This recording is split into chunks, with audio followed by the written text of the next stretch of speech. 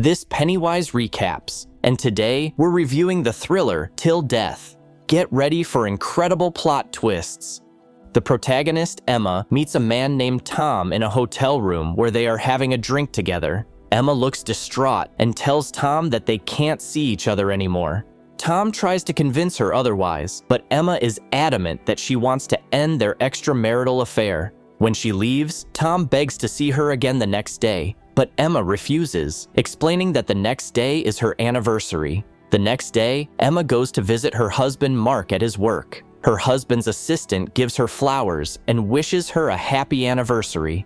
When Emma enters the office, she comes across a confidential police file detailing an attack on her years ago, during which she was robbed and injured. The film then takes us into a flashback of the failed robbery attempt, which ended with the attacker being shot in the eye. The memory is interrupted by the arrival of Mark, who enters the office. We learn that Mark is a successful lawyer. His new case is to revoke the parole of a man who attacked Emma in the past. Emma asks him if he misses the time when he sent people to prison instead of defending them. But Mark, now a criminal defense lawyer, admits that he likes making more money. When they get on the elevator, Tom joins them. We realize that Tom had a lot in common with his boss's wife, and now they both have to pretend they don't know each other. Emma and Mark go to a restaurant to celebrate their anniversary. Mark gives her a diamond necklace. Emma has also prepared a gift, but Mark rudely refuses the gift. They witness a man in the audience proposing marriage to his girlfriend. Emma looks at this with sadness, remembering how happy she used to be with her husband. Mark puts the necklace on Emma. We learn that they have been married for 11 years. After dinner, Mark blindfolds Emma and drives her to a remote lake house where they used to go when they were younger. Upon arrival, Emma begins to explore the house. She finds a dark room full of photos of them together and turns on a music player. Remembering happy moments, she smiles. Emma follows the trail of rose petals upstairs to the bedroom, where she finds Mark with 2 glasses of champagne. He sincerely apologizes for being a bad husband and says he wants to try to make things right. They spend the night together. In the morning, Emma wakes up to find her husband sitting next to her. She realizes that her wrists are handcuffed to Mark. Suddenly, Mark sends himself to the next world with a gunshot. Emma screams for help, but there is no one around. She tries to call the police, but the phone doesn't work. She tries to break the chain with a shot, but there are no bullets in the gun. With no other choice, she drags Mark's body to the closet, where she finds her wedding dress. Emma places the dress under Mark's body to make it easier to move him. When she goes downstairs, they both fall. She looks for her phone, but finds it submerged in a vase of flowers. The phone is beyond repair. Looking for the car keys, she finds them in the kitchen.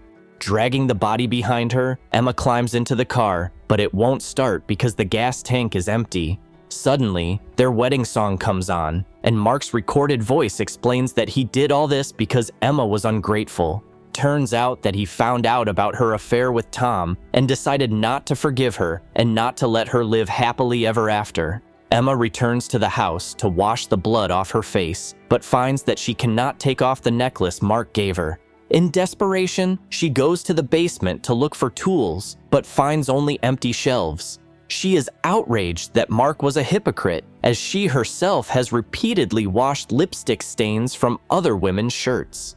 Irritated, Emma drags Mark's body upstairs with her last strength and falls to the floor from exhaustion.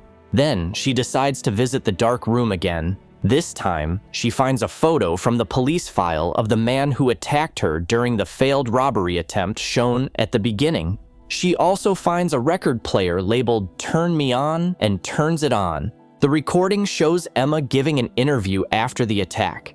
From it, we learn that the attacker stabbed her in the back, but she also wounded him, probably in the eye.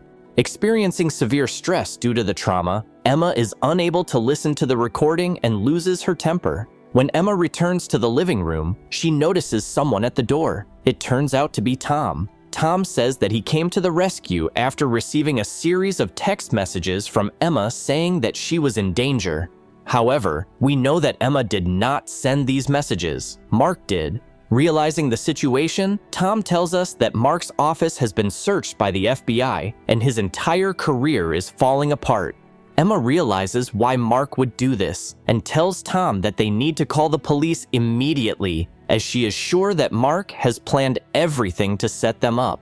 Tom goes out to the car to get on the phone, but then a truck appears, heading for the lake house. Suspecting something is wrong, Tom decides to check what's going on and asks Emma not to let anyone in. The truck stops at the house, and Tom boldly approaches a man who gets out. The man introduces himself as Jimmy and claims to be here to fix a broken pipe. Tom offers to pay for the work, but asks him to leave. As Jimmy is about to leave, another man named Bobby gets out of the car. He suddenly attacks Tom and stabs him repeatedly. Then both men break into the house. As Tom bleeds out on the floor, we learn that Jimmy has some compassion, while Bobby is a ruthless killer.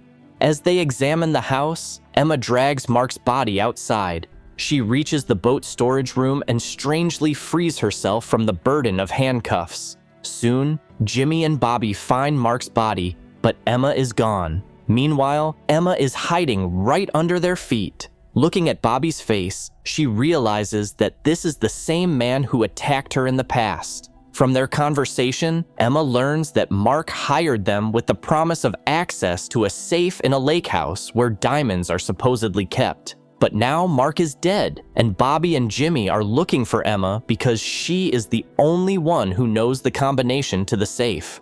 After they leave the room, Emma comes out of hiding and comes up with a plan. Jimmy examines the safe and tells Bobby that it requires both the combination and a fingerprint. Bobby leaves to fetch Mark's body. Meanwhile, Emma drags the fuel tank for the boat through the snow. As she refills the car, a noise attracts the attention of Bobby, who goes to check the garage. Emma hides under the car while Bobby inspects the area and even slashes a tire so she can't escape.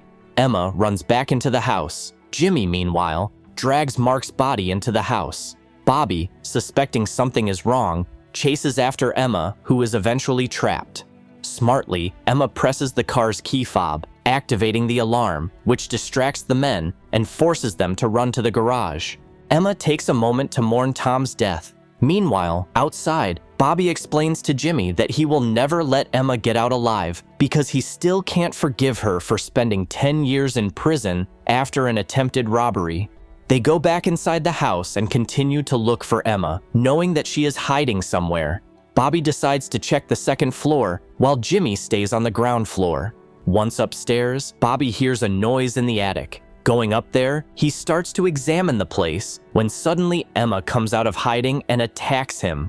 Emma not only stuns him, but also pushes him to the floor below.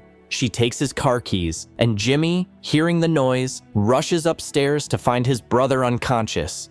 Emma manages to hit Jimmy with a golf club, lock him in his room, and break the doorknob. She runs outside and tries to start the car, but Bobby, who has suddenly regained consciousness, prevents her. In this scuffle, Emma finds a phone and calls 911. Jimmy approaches them and asks Bobby to stop it and run away before the police arrive. But Bobby stubbornly refuses. He beats Emma until she loses consciousness. Emma wakes up, again handcuffed to her dead husband, and Bobby and Jimmy move the safe closer to her. She tries to convince them that she doesn't know the combination to the safe, but Bobby doesn't believe her and starts beating her. He threatens to stab her again, prompting Jimmy, who is sympathetic, to intervene.